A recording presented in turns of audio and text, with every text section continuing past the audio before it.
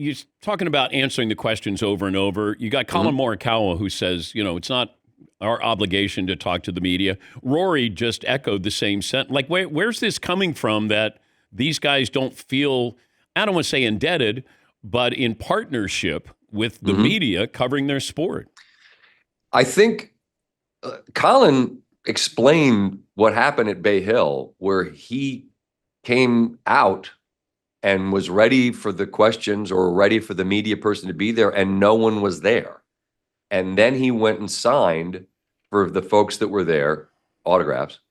And then by the time the person got there, he's like, "Look, I was here, and I'm done." And I think there's a fine line. I thought a lot about this when it came to Rory. Last year, I said it, I believe you did as well, about Pinehurst. And Greg talked after it completely imploded here at Augusta. You remember it, standing in the trees at night down there, and he answered the questions, and he smiled, and he said the sun will come up tomorrow, essentially. And I think I wanted to know in that moment what happened. But then there's a human part of me where I think there's a little grace to be extended here. Like, if it were the NBA Finals, which you covered so well for so many years, there's that little grace period where they're in the locker room before they're going to come out. And sometimes you got to wait for LeBron or Michael back in the day for a while. But if there was that cooling off period where we waited, and it wasn't just, you've got to go right on NBC and tell us you missed a 2-foot putt and you lost the U.S. Open, how do you feel? Like, you know what I'm saying? I feel like if there were a little bit of grace, a little bit of a buffer zone, which exists in the other sports, that might be beneficial. Does that make sense at all to you? Kelvin Sampson waited an hour before he met with the media, I think, after losing the national title game.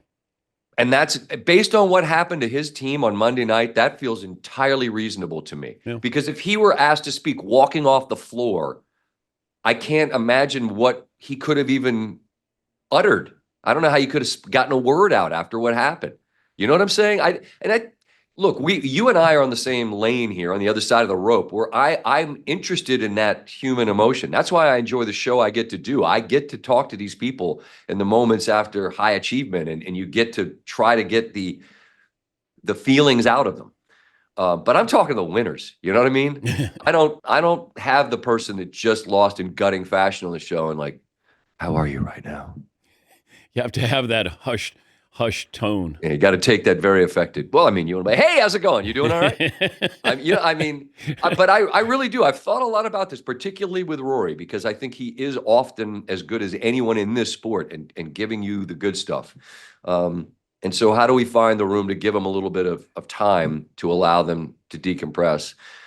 And if they want to go out and slam the trunk and say, I got nothing for you, we'll catch up down the road. That's where I think it's fair to say, if we gave you the space, it wasn't unreasonable to ask where you were.